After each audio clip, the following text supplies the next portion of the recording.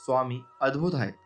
निर्बुंध व चंचल असणाऱ्या स्वामींचे स्वरूप व त्यांची विलक्षण कुपासता आणि त्यांचे विलक्षण व्यवहार, अघटित लीला कळणार नाहीत व अनुभवास येणार नाहीत.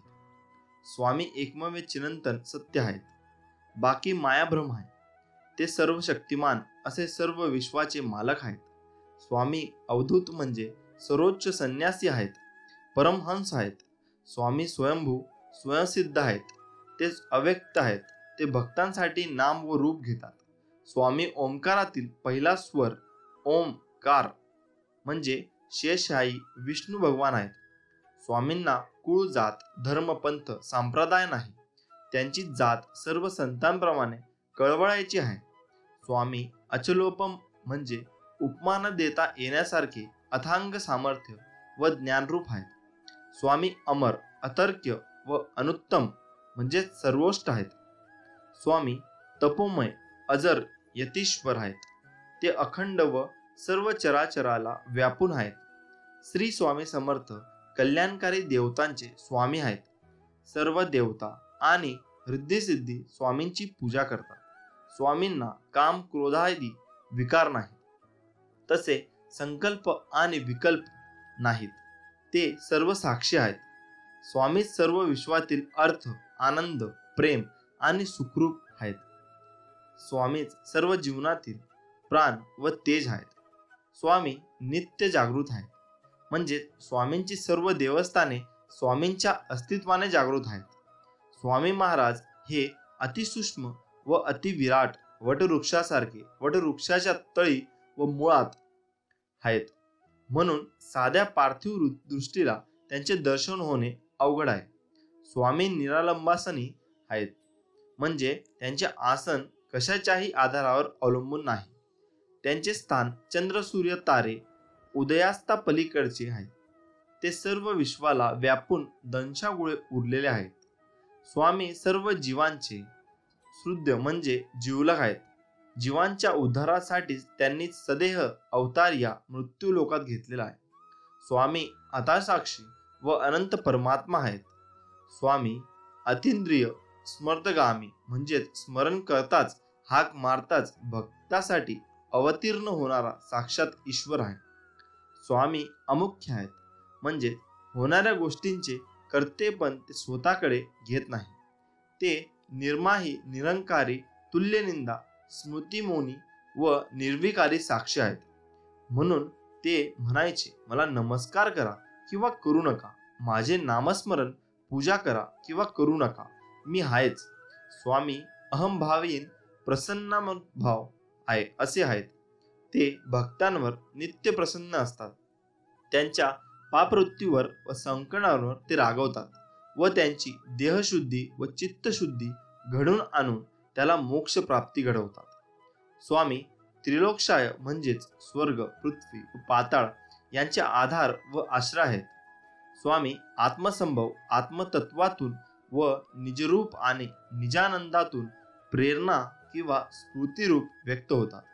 स्वामी त्रिविध तापहार, जन्म, जरा, मरण नसणाऱ्या अवस्थातील यातना आणि अतिभौतिक, आधिदैविक आणि आध्यात्मिक ताप हरण करणारे, भक्तकाम, कल्पद्रुम्य, भक्तांच्या सर्व इच्छा पूर्ण करणारे आणि सर्व संकटांपासून वाचवणारे आहेत. स्वामी परमेश्वर आहेत. इष्ट इति ईश्वर या सर्व विश्वांचे कल्याण, मंगल, सुख, समाधान केवळ स्वामी अच्युत कोटींची शक्ती आहे. बाकी सर्व भ्रम व माया आहे. या मायेच्या नादी लागल्याने, तिच्या मोहात पडल्याने केवळ अकल्याण व दुःखच आहे. स्वामी संग विवर्जित म्हणजे मोहमायेपासून दूर असल्याने संयमी असे आहेत. म्हणून रागावर सुद्धा त्यांचे नियंत्रण आहे. स्वामींचा क्रोध सर्व विश्वाला परवडणारा नाही व म्हणून ते सर्वसामान्य जीवांवर रागवत नाही. त्यांच्या दृष्टवृत्तीचे व्यवहार ते सहन करतात. सर्व विश्वच आपल्या हातात गोटीच्या स्वरूपात धरून ठेवले आहे. तरी कोप झाल्यास सर्व विश्वाचा संहार होईल म्हणून स्वामी रागवत नाही, तर अपराधांना क्षमा करतात. म्हणून स्वामी म्हणाले, मला राग आला असता तर सगळ्यांची भाजी करून खाल्ली असती. स्वामी भावविर्निगर आहेत, म्हणजेच मोहापासून निर्माण होणाऱ्या ममतेचा स्पर्श स्वामींना नाही. स्वामी चिदंबर व दिगंबर आहेत. चित्त आणि दिग हे ज्यांचे वस्त्र आहे, असे विराट रूपी ते चिन्मय चैतन्य रूप आहेत.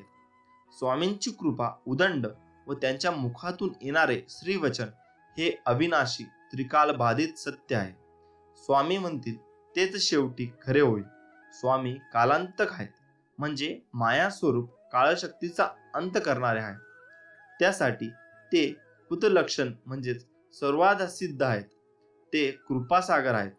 ते कृतनाश कृतांत कृतलक्षण आहेत. सर्व कर्मे स्वामीच करतात. स्वामी कृतागम म्हणजे वेद निर्माण करणारे आहेत व श्रुती स्मृती यांनी उपासनेस योग्य अशी विभूती आहेत, कथित आहेत. स्वामी चतुरात्मा आहेत, म्हणजेच ब्रह्मा विष्णू महेश व माया अशा 4 स्वरूपात वावरणारे मन चित्त बुद्धी व अहंकार याद्वारे व्यक्त होणारे नित्यशुद्ध मंगल असे सूक्ष्मरूपी चारुलिंग शुद्ध मंगल असे सूक्ष्म कारण आहे. म्हणून स्वामींनी भक्तांना म्हणून स्वतःचे प्रतीक म्हणून स्वामींनी भक्तांना आत्मलिंग भेट दिले. स्वामीधी पती श्री पती पृथ्वीपती यक्षपती व देवाधिपती आहेत. त्यांच्या पुढे कोणाचीही सत्ता नाही. स्वामी हे विश्वातील तेज प्रदीप्त मूर्ती आहेत. ते तेज स्वामींच्या नेत्रातून प्रगट होते, म्हणून स्वामींच्या नजरेला नजर देता येत नाही. अन्नपूर्णेच्या स्वरूपात श्री स्वामी समर्थ. अन्नपूर्णा ही पार्वतीचा अवतार आहे. हिंदू परंपरेनुसार घरातील सर्वांना पोटभर खाऊ घालणाऱ्या गृहलक्ष्मीला अन्नपूर्णा मानतात. अक्कलकोट स्वामींनीही अशाच एका प्रसंगी प्रसाद भोजन दिले. कोणाळी गावाच्या रानातून जाताना श्री स्वामी बरोबर श्रीपाद भटांसह सुमारे 100 सेवेकरी होते. त्या सर्व जणांना चालून चालून खूप भूक लागली होती. थोडे चालून गेल्यावर स्वामी एका शेतात बसले. तेथे त्यांना शेतकऱ्यांचा फलाहार दिला, पाणी दिले, पण इतरांच्या भोजनाचे काय? स्वामी सर्वांना म्हणाले, त्या आत्मवृक्षाखाली जा. इतरांना वाटले तेथे कोणतरी जेवण देईल. श्रीपाद भटांना मात्र समर्थांवर पूर्ण श्रद्धा होती. काही मंडळींना घेऊन ते तेथे गेले. तेव्हा तेथे एक वृद्ध सुवासिनी प्रसन्न मुखाने उभी होती. श्रीपाद भटांनी चौकशी केली तेव्हा महिला म्हणाली, आज आमच्यापैकी बरीच मंडळी येथे भोजनास येणार होती, पण अजून ती आली नाहीत. आता सूर्यास्त होत आला, त्यामुळे तुम्ही हे सर्व अन्न घेऊन जा. तिने शिजवलेला सर्व स्वयंपाक श्रीपाद भटांना दिला. ते सर्व जेवण घेऊन श्रीपाद भट व अन्य भक्त स्वामींकडे जाण्यास निघाले. त्यांनी त्या सुवासिनीस आग्रह केला, पण ती म्हणाली, तुम्ही पुढे चला, मी मागाहून दर्शनाला येते. श्रीपाद भटांनी सर्व सेवाकऱ्यांसह जेवण वाढून घेण्यास सांगितले. सर्व तृप्त झाले. अशा प्रकारे स्वामी समर्थांनीच सर्व भक्तांना अन्नपूर्णे करवी भोजन घातले, अशी सर्वांची श्रद्धा आहे. फार थोड्याचे भाग्य ज्यांना प्रत्यक्ष अन्नपूर्णेचे प्रत्यक्ष दर्शन घेण्याचे भाग्य लाभले. अक्कलकोटास राहण्यास येण्याच्या पूर्वी गावाबाहेर एका माळावर काही दिवस स्वामी राहत असत. तिथे येणाऱ्या एका गुराख्याच्या पोराला, तुझ्या गावात येऊ का, असे स्वामी विचारत.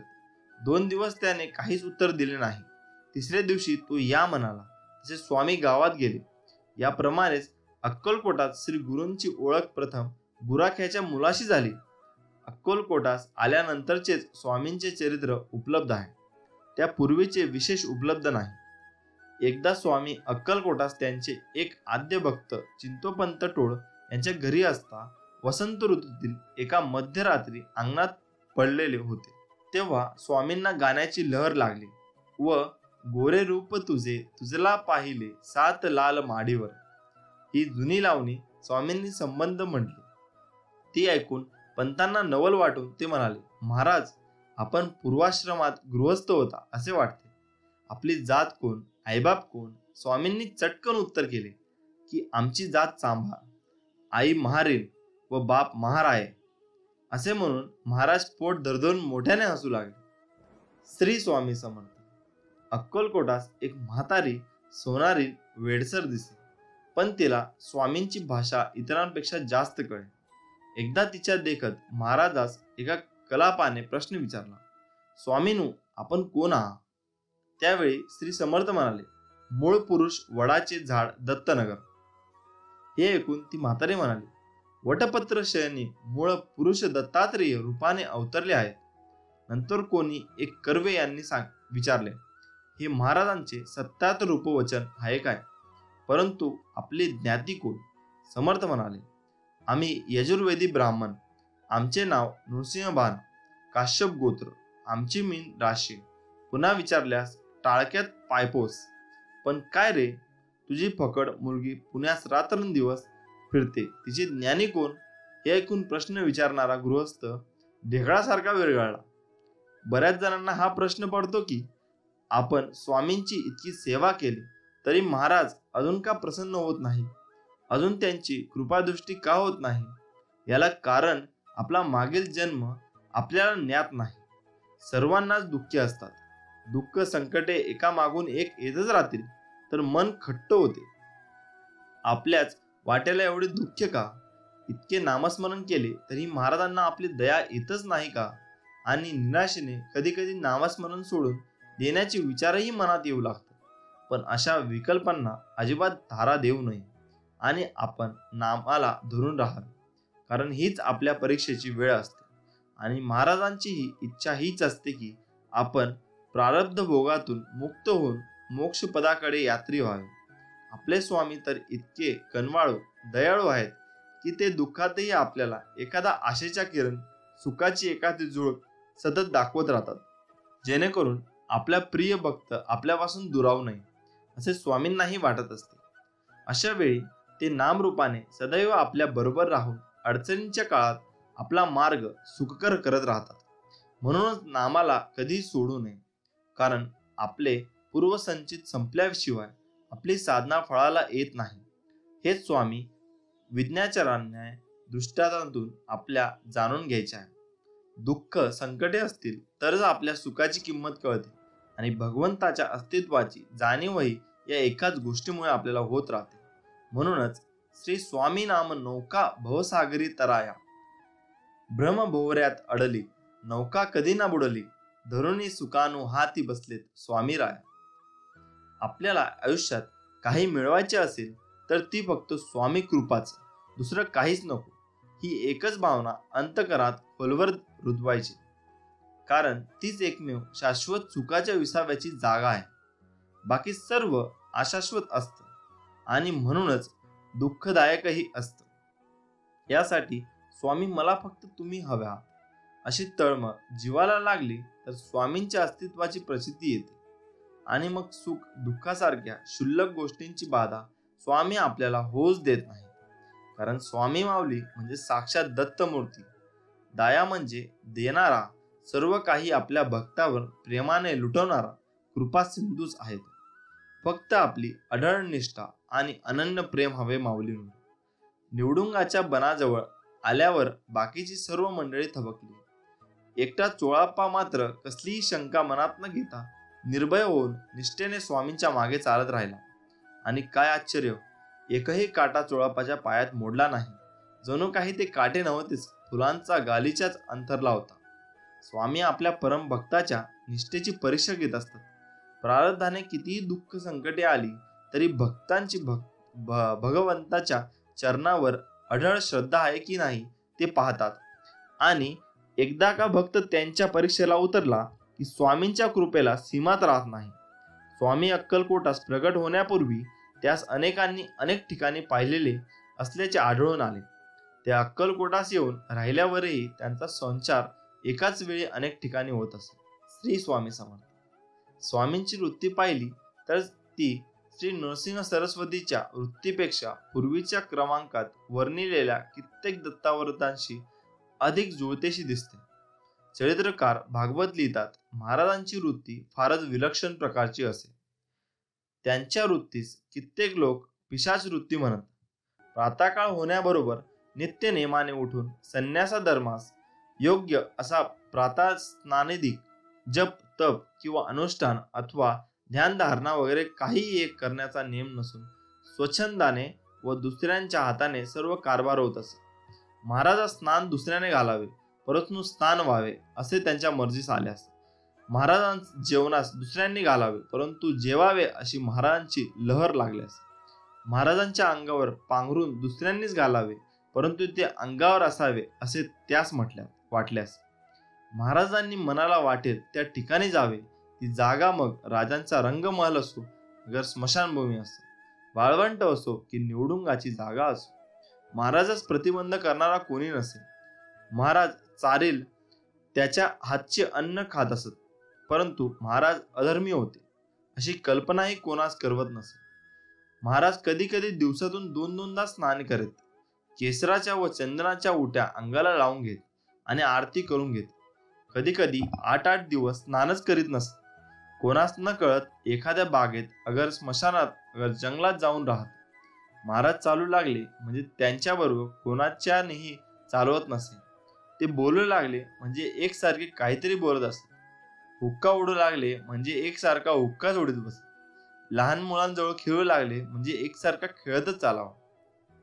एखाद्या वेळी स्वारी रागावली म्हणजे 7-7 दिवस त्यांना रागच हालू नये.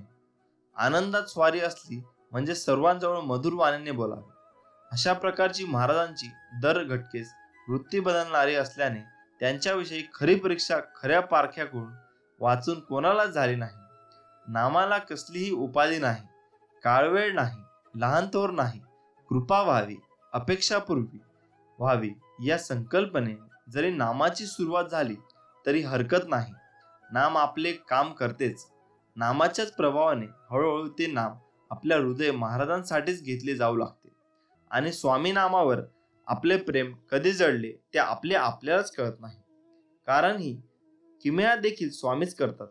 हा नावाचा प्रभाव आपल्या न कळत आपल्याच अंतःकरणावर होतो. नामाचेही असेच आहे. ज्याप्रमाणे ताकातच लोणी लपलेले असते, पण त्यासाठी ते सतत घुसळावे लागते, तसं नामातच नामाचे प्रेम दडलेले असते. सातत्याने आणि भावपूर्ण अंतःकरणाने आपण जर नामाचा अभ्यास केला की नामाचे प्रेम आपोआप येते. प्रपंचात जसे अभ्यास, कर्म, कर्तव्य यांना महत्व आहे, तसेच तितकेच महत्व परमार्थात नामस्मरणाला आहे. प्रपंच स्वामींचाच म्हणून प्रेमाने करावा म्हणजे तो छान होतो आणि तितक्याच प्रेमाने तो करताना वाचेने अक्षय अवयवात गोड स्वामी नाम घ्यावे. एकदा का आपण स्वामीचे होऊन स्वामी नामात दंग झालो की नाम आपले काम करतच राहते आणि त्यांच्या प्रभावांच्या सुंदर खुणा अनुभूतीच्या रूपाने आपल्या अंतःकरणात उमटतात. महाराजच आपल्या नकळत हृदयासनावर येऊन बसतात. ते आपला योगक्षेम तर पाहतातच, त्याचबरोबर अनेक दुर्धर प्रसंगात, संकटात, दुःखात आपली काळजी घेऊन भिवू नकोस, मी तुझ्या पाठीशी आहे या आश्वासनाची प्रचिती देतात. आपल्यावर कृपा करतात आणि आपल्याजवळ असल्याची खुणगाट नामावताराने देतात. एक महान ग्रंथ म्हणजे श्री गुरु लीलामृत. स्वामी समर्थ अक्कलकोट स्वामींच्या सर्व भक्तांना ज्ञात असलेला असा हा सोपा सुबोध ग्रंथ आहे. या ग्रंथात वामनबुवा वैद्य यांनी अनेक लीला वर्णिल्या आहेत. त्यात चमत्कार कशांचाही समावेश नाही. वचनबोध पाहताना चमत्कार कथांचा फारसा उल्लेख केलेला नाही, कारण हे चमत्कार सिद्ध पुरुषांचे असले तरी ते ज्यांचे त्याला उपकारक असतात. मात्र एक प्रसंग इथे मुद्दाम उल्लेखलेला आहे. त्यात व्यापक स्वरूपात प्रापंचिक माणूस आणि सद्गुरु कृपा यांच्या सन्मयाने एक रूपक दडले असल्याने त्याविषयीची प्रतिकामता इथे स्पष्ट केली आहे.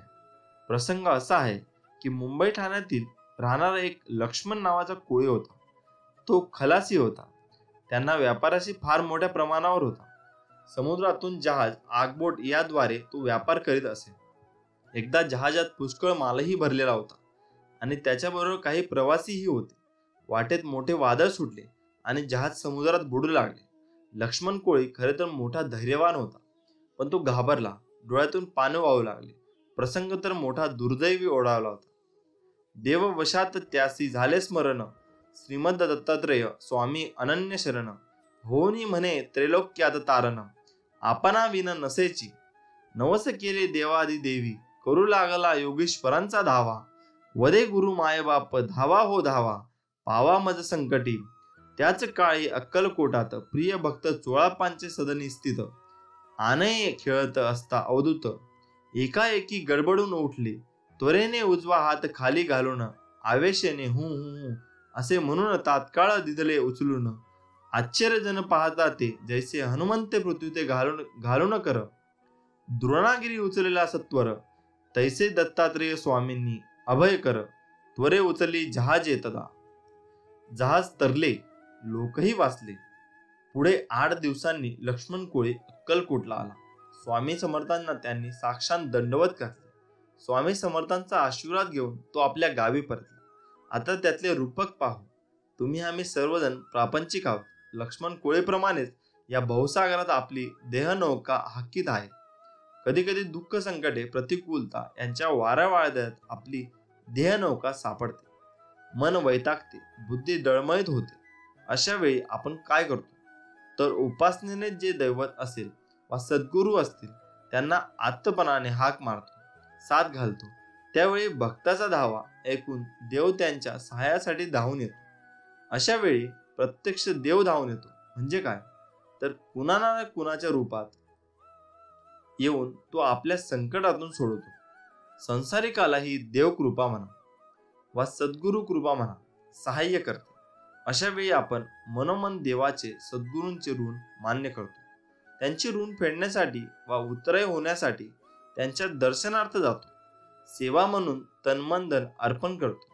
लक्ष्मण कोळ्याने शतरोध मुद्रा, वस्त्रालंकार, फळे या स्वरूपात श्री स्वामी समर्थांच्या पायी अर्पण करून ऋण मान्य केले व ते अंशतः का होईना फेडण्याचा प्रयत्न केला. या धन, वस्त्रे, फळे यांचे महत्व नाही, अर्पण भाव महत्वाचा आहे. आपणही आपल्या परीने पूजा, नैवेद्य, प्रसाद या स्वरूपात देवांचे व सद्गुरूंचे ऋण मान्य करून उतराई होण्याचा प्रयत्न करतो. प्रपंच म्हटला की त्यात सुख दुःख आलेच. त्यातही सुख जवा एवढे, दुःख पर्वता एवढे, हा बहुतेकांचा अनुभव आहे. मग अशा दुःख प्रसंगी वा संकट प्रसंगी आपण त्यांचे निवारण व्हावे म्हणून कुलदेवतेला व गुरुदेवतेला नवस बोलतो. पण नवस बोलला असेल तर आपण दुःख संकटांचा परिहार झाल्यावर तो लक्षात ठेवून अगदी कटाक्षाने फेडला पाहिजे. अन्यथा त्याची आठवण घडेल अशा प्रकारची प्रतिकूल परिस्थिती निर्माण होते. म्हणून बोललेला नवस हा फेडलाच पाहिजे असेही स्वामी समर्थांचे सांगणे आहे. देवदर्शन घडण्यासाठी सद्गुरूंची कृपा कार्यास येते, परंतु त्यांच्यासाठी आजार, विचारांची शुद्धता अपेक्षित आहे. श्री स्वामींनी आपल्या एकूण प्रकट वास्तव्यातील 40 पैकी 21 वर्षे अक्कलकोट येथे घालवली. शके 1800 मध्ये त्यांनी वडाखाली देहत्याग केला व ते निजानंदी निमग्न झाले. देहत्यागापूर्वी 1 वर्ष अगोदरपासूनच त्यांनी आपल्या अवतार समाप्तीची चर्चा भक्त मंडळीत सुरू केली होती. अवतार समाप्तीचे आधी 8 दिवस त्यांनी अखंड नाम भजन सुरू ठेवले. देह प्रकृती ही नाशवंत असल्याने पुढे त्यांना ज्वर भरला. त्यांनी अन्नत्यागही केला. नंतर मंगलस्नान करून ते ध्यानमग्न झाले. त्यावेळी भक्ताने त्यांना विचारले की आपण बरे केव्हा व्हाल?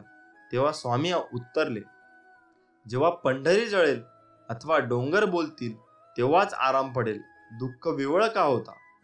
म्हणजेच देह समाप्तीनंतर त्यांचे जगतोद्धाराचे कार्य आणखी अनेक वर्षे चालू राहणार आहे. भक्तांची समजूत घालून श्री स्वामींनी त्यांना दुःखी कष्टी होऊ नका असे सांगितले व गीतेतील श्लोकाचा उच्चार केला. अनन्याशितच्च यो मा ये जना पर्युत्पात्सते तेषा नित्याभियुक्ताना योग्यक्षेम वहाम्यहम.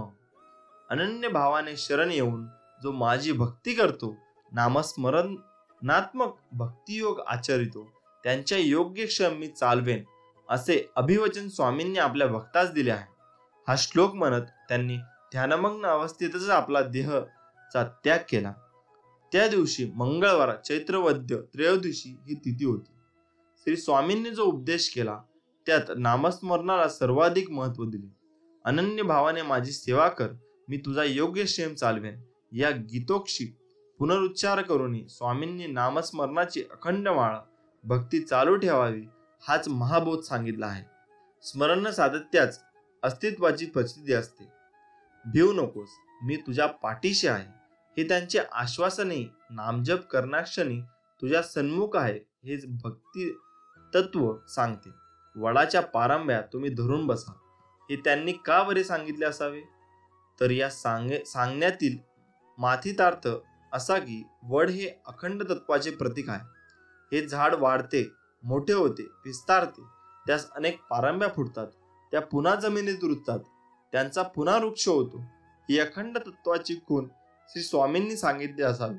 सद्गुरूंकडून नामोपदेश मिळून सबीब दिव्य संजीवन अशा नामाचे बीज साधकांच्या अंतःकरणात रुजते, ते वाढते, विस्तारते, ते नामोच्चाराच्या सातत्याने.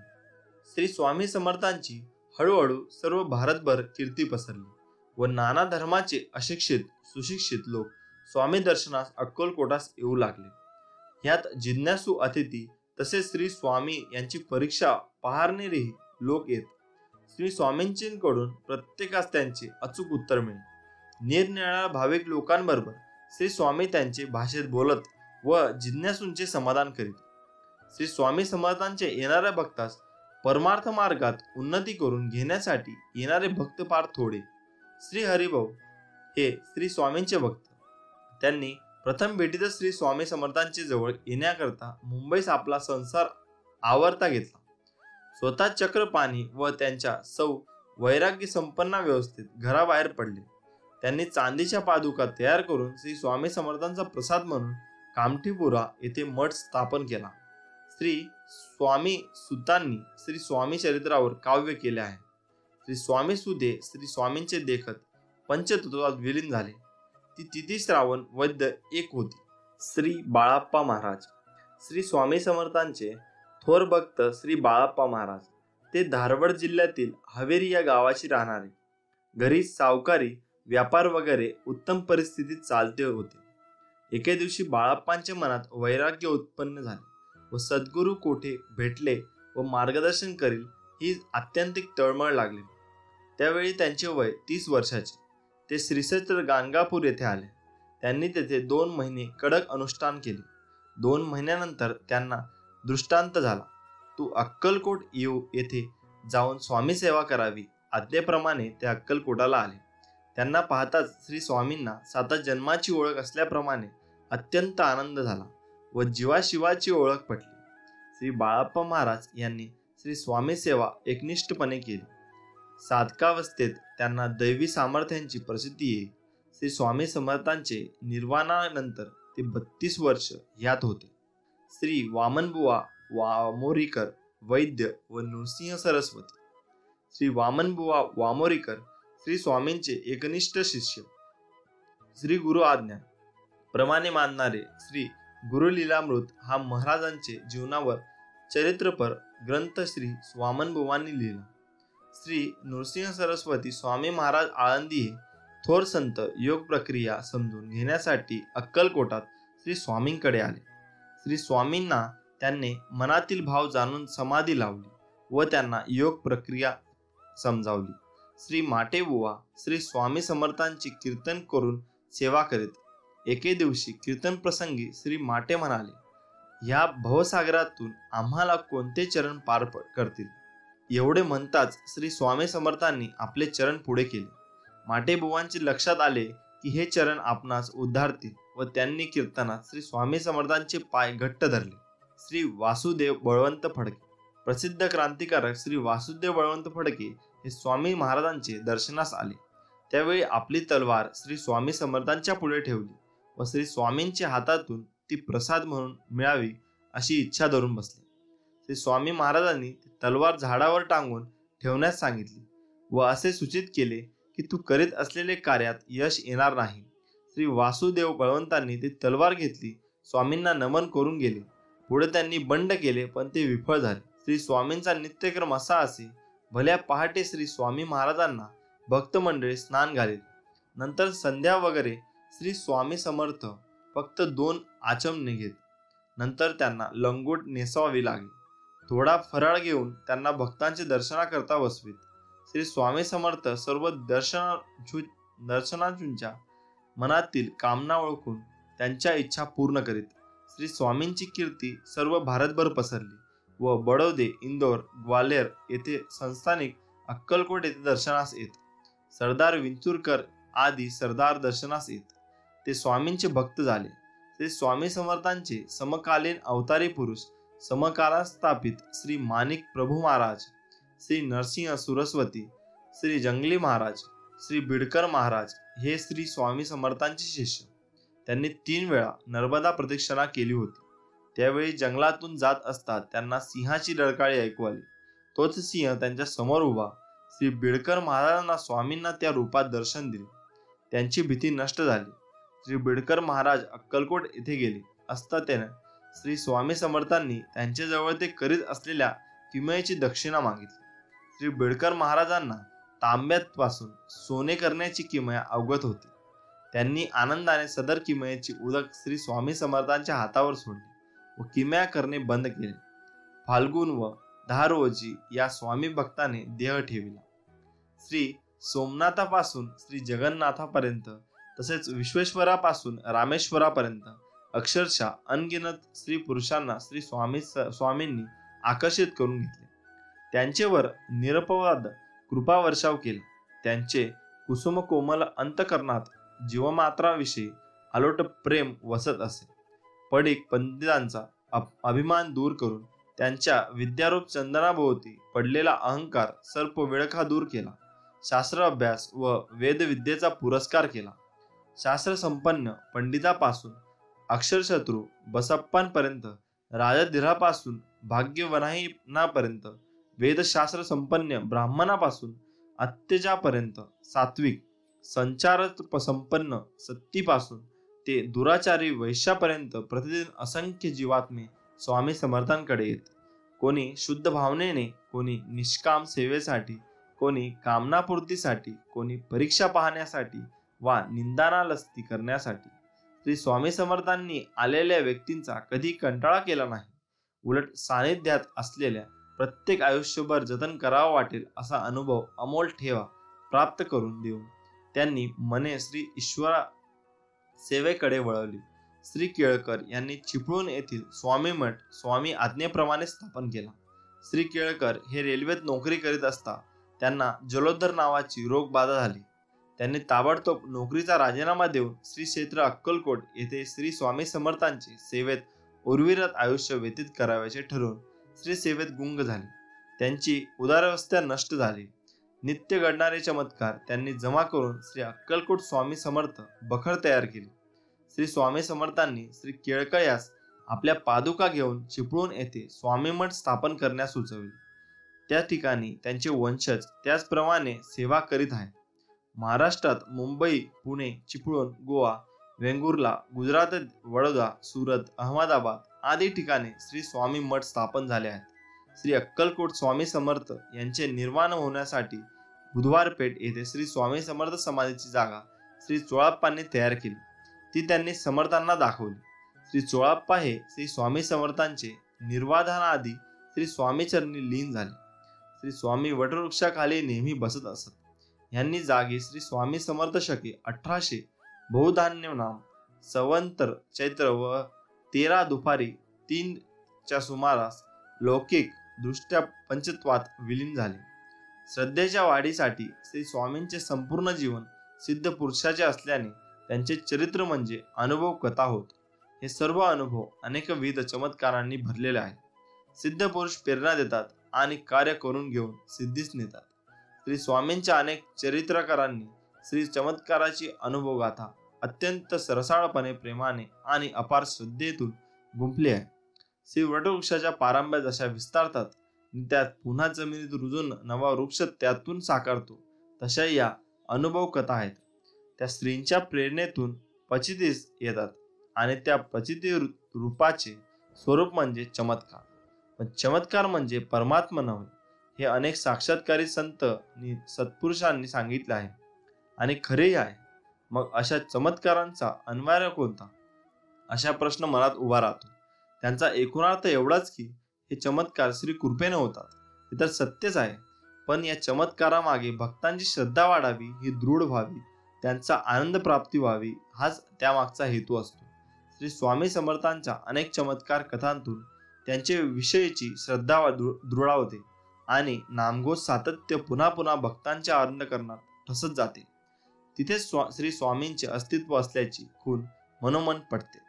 स्वामी समर्थांनी स्वतःच्या स्वगुण देहाची कुंडली करण्याची आज्ञा श्री नानाजी बापू रेखी ज्योतिषी यांना केली व त्यांच्या हातावर हात ठेवून स्वहस्ते गंधाक्षता व तुळशी पत्रासह श्री कुंडली नानांजींना दिली.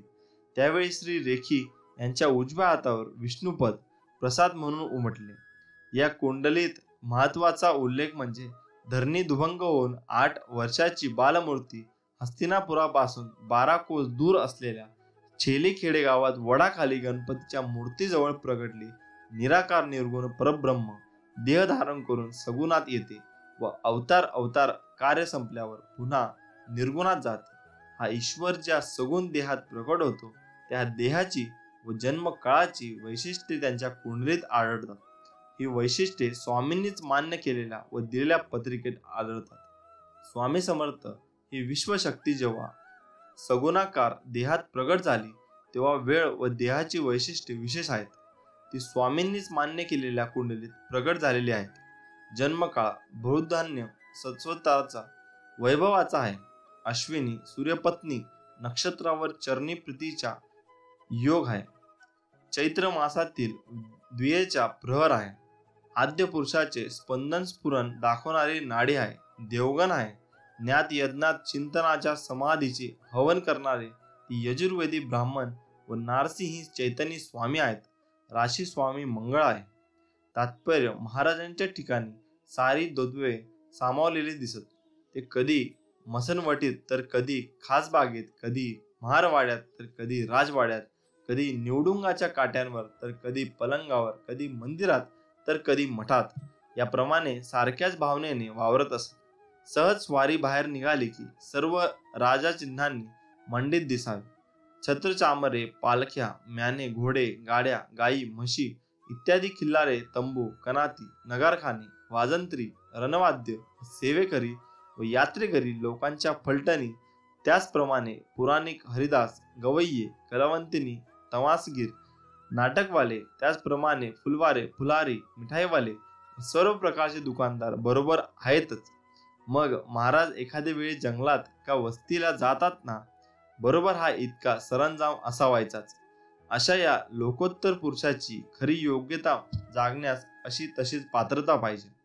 एरवी लक्षावधी लोक स्वामींच्या दर्शनात येत असत.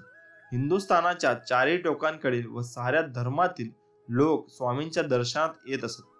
शिंदे, होळकर, गायकवाड, भोसले असे संस्थानिक त्यांच्या भजनी होते. युरोपियन बनगार्डन, पारशी नवरोजी शेठ, मुसलमान सय्यद आणि अहमद अली रेलायतदार, त्यांच्याप्रमाणे जैन, लिंगायत, वैष्णव, वारकरी, संन्यासी, सुधारक, सनातनी, शास्त्री, हरिदास अशा अनेकांची त्यांच्या पायी आपले मस्तके नमवले. वारंवार होणाऱ्या चमत्कारांनी महाराज सर्वज्ञ आहेत व ते सर्व शक्तिमान आहेत अशी आंतजीवाची खात्री झाली. आपदग्रस्त लोकांनी तर त्यांची पाठ पुरवली व आपापली संकटे निवारण करून घेतली. पण हे जरी सारे घडले तरी त्यांची खरी पारख फारच थोड्यांनाच झाली असेल असे त्यांचे चरित्रकार म्हणतात. एकीकडे त्यांच्या सेवेत तत्पर असलेले चोळाप्पा आणि बाळाप्पा, सुंदराबाई आणि काकूबाई, मालोजी आणि दादाजी भोसले, सबनीस बाबा आणि मराठे बाबा, बाळकृष्ण आणि कृष्णाप्पा, टोळ आणि कानफाटे, तसेच एकीकडे स्वामींच्या सर्वज्ञेची अंतरी चुकून मिळाल्यामुळे हतगर्भ झालेला माटेबुवा आणि विष्णुबुवा, रामशास्त्री आणि माधवशास्त्री, त्यांनी स्वामींचे अनेक चमत्कार पाहिल्यामुळे त्यांना सर्वज्ञ दत्तावतार असेही त्यांना मानले जाते. पण त्यांची खरी योग्यता ज्यांनी जाणली ते आळंदीचे नृसिंह सरस्वती व यशवंतराव भोसेकर, देवमामलेदार मंगळवेढ्याचे बाळकृष्णराव बुवा आणि हुमनाबादचे माणिक प्रभू असे संतच खरे होते. श्री स्वामी समर्थ चरित्राचे विहंगावलोकन व उपदेशाचे सार. आंध्र प्रदेशातील श्रीशैल पर्वताराजात प्राचीन काळापासून प्रसिद्ध असलेल्या कर्दळी वनांनी लगडबिड अरण्यात एकांतस्थळी एक महात्मा काष्ट समाधीत निर्माण होता. शरीरावर लता, वेली, झुडपे, वारुळही उगवू लागली. एके दिवशी एका लाकूड तोळ्याने वारुळावरील वेलीवर लाकडे तोडण्याचा घाव घातला. तो घाव वारुळ फोडून त्या समाधीस्थ योग्याच्या मांडीवर बसला. त्या पाठोपाठ मांडीतून रक्ताची चिरकांडी उडाली. लाकूड तोड्या भयभीत झाला. इतक्यात त्या योग्याची समाधी भंग पावली. ते देहभानावर आले, लाकूड तोड्यास अभयदान दिले. तपस्या संपवून इथूनच श्री स्वामी समर्थ विश्व कल्याणासाठी तेथून बाहेर पडले. हेच ते चौथे दत्तावतारी सद्गुरू श्री स्वामी समर्थ होते. स्वामींचा जन्म कधी झाला, कुठे झाला याची ना कुठे नोंद आढळते, ना स्वामींच्या बोलण्यातून कधी त्याचा उलगडा झाला. म्हणूनच त्यांना प्रकट दिन साजरा केला जातो. श्री शैल्य पर्वतराजीतून बाहेर पडून श्री स्वामी समर्थांनी कोणकोणत्या स्थानांना भेटी दिल्या हे इतिहासातल्या ज्ञात नाही. परंतु स्वामींच्या कथातून वेळोवेळी जी माहिती झाली त्यातून काही आखाडे बांधता येतात. हे सर्वप्रथम काशी क्षेत्र आले, त्यानंतर आसेसू, हिमाचल, विविध तीर्थक्षेत्रातून त्यांनी भ्रमण केले. ज्ञात इतिहासाप्रमाणे श्री स्वामी समर्थ प्रथम सोलापूर जिल्ह्यातील मंगळवेढे येथे प्रकट झाले. त्यानंतर पंढरपूर, मोहोळ, सोलापूर असे करीत अक्कलकोटला आले. स्वामींना अक्कलकोटला वडाच्या झाल्याखाली दीर्घ काळ वास्तव केले, म्हणून त्यांना वटवृक्ष स्वामी म्हणून संबोधले जाते. चैत्रवद्य 13 मंगळवार बहुधान्य नाम संवत्सर शके 1800 इसवी सन 1878 या दिवशी सायंकाळी 4च्या सुमारास श्री स्वामी महाराज निजानंदी विलीन झाले. श्री स्वामींनी शिष्य श्री बाळाप्पा महाराजांना अनुग्रह केला. त्यांनी आपल्या चिन्मय पादुका व इतर प्रासादिक चिन्हे देऊन अक्कलकोटला मठ स्थापन केले. बाळाप्पा नाम मंत्रदीक्षा देऊन त्यांना त्रयोदशारी महामूल मंत्रांचा उपदेश केला. स्वामी भक्तीचा प्रचार करण्याची आज्ञा दिली. बाळाप्पा महाराजांनी स्वामींच्या आज्ञेनुसार अक्कलकोटला मठ बांधून दत्तात्रेय गुरुपीठाची स्थापना केली. गुरु दत्तात्रेयांच्या परंपरेतील भगवान अवधूत दत्तात्रेय, श्री वल्लभ, श्री नृसिंह सरस्वती आणि श्री स्वामी समर्थ अशी श्रेष्ठ गुरु परंपरा अवधूत पीठास लाभली आहे. महान गुरु परंपरेतील श्री स्वामी समर्थांच्या नंतर चौथे उत्तराधिकारी म्हणून अक्कलकोट रेल्वे स्टेशन रस्त्यावरील शिवपुरी आश्रमाचे सत्य धर्म प्रणेता परम सद्गुरू श्री गजानन महाराज 1938 मध्ये पीठारूढ झाले. श्री स्वामींची शिकवण म्हणजे त्यांनी वेळोवेळी प्रत्यक्षात कथन केलेल्या सांकेतिक शब्दांचे तात्पर्य होय. आत्मसाक्षात्कार करून घेण्यास साधा काला एखाद्या सद्गुरूस शरण जाण्याची गरज आहे. अशा सद्गुरूंची भेट झाल्यावर साधना कार्य सद्गुरूच्या स्वरूपाचे निरंतर चिंतन करावे, त्यांची आराधना करावी. त्यांच्या मुखातून निघणारे प्रत्येक अक्षर हे मंत्र स्वरूप मानून अंतःकरणाने ग्रहण करावे. अशी गुरुसेवा केल्याने साक्षात्कार होऊन अंतिम मोक्ष प्राप्ती होते. वाटेल त्यांच्या हातचे अन्न ग्रहण करू नये. निरंतर केवळ विषय चिंतन करणाऱ्या श्री अगर पुरुषाच्या हातची विडाही खाल तर तुम्ही तसेच व्हाल. दृष्ट मनुष्याच्या हातचे अन्न खाल तर तुम्ही दृष्ट व्हाल. एक ईश्वर सर्वत्र भरलेला आहे अशी भावना करा, जेणेकरून तुमचे मन निरंतर पवित्र राहील. परावलंबी नसावे, स्वतः उद्योग करावा व खावे. गांजा केव्हाही ओढू नये, त्याने अपाय होतो. आपल्या धर्माप्रमाणेच वागावे, त्यानेच सर्वत्र विजय प्राप्त होतो. ज्याप्रमाणे बी पेरल्याशिवाय शेतात आपण होऊन पीक देत नाही, त्याचप्रमाणे तुम्ही सुद्धा कोणतीही ज्ञान पिपासा दाखविल्याशिवाय गुरु आपण होऊन ज्ञानोपदेश देणार नाहीत. साधना करताना ज्या काही सिद्धी प्राप्त होतात त्यांच्या चमत्कार दाखवण्या विनाच्या कामी उपयोग करणे गैर आहे. परमार्थ ज्ञानाचा उपयोग स्वचरित्राचे साधन करून करणे हे अयोग्य. ईश्वरी ज्ञानाचा उपदेश करण्याच्या सर्व धर्ममतांचे व सर्व धर्मपंथांचे अंतिम ध्येय एकच असल्यामुळे सर्व धर्ममते व पंथ वंदनीय आहेत. या जगात प्राप्त होण्यासारखे सुखदुःखे परमात्माच्या इच्छेने घडतात असे मानून त्यांचा स्वीकार करावा. मूर्तीपूजा ही त्याविषयी रहस्य जाणून करावी. केवळ मूर्तीपूजाच करीत राहणे हेच मनुष्य प्राण्याचे कर्तव्य नाही. परमात्मा प्राप्ती हे खरे ध्येय असल्याने उत्तरोत्तर आत्मोन्नती करून घेण्यासाठी प्रयत्नशील असावे. श्री स्वामी समर्थ. जय जय स्वामी समर्थ. तुम्ही आतापर्यंत जर व्हिडिओ बघत असाल तर तुमचे खूप खूप आभार व तुम्हाला मिळालेले ज्ञान हे भरपूर अलौकिक आहे व स्वामी समर्थांच्या चरणी आपली सेवा मी ठेवतो आणि या व्हिडिओची सांगाता करतो. श्री स्वामी समर्थ. जय जय स्वामी.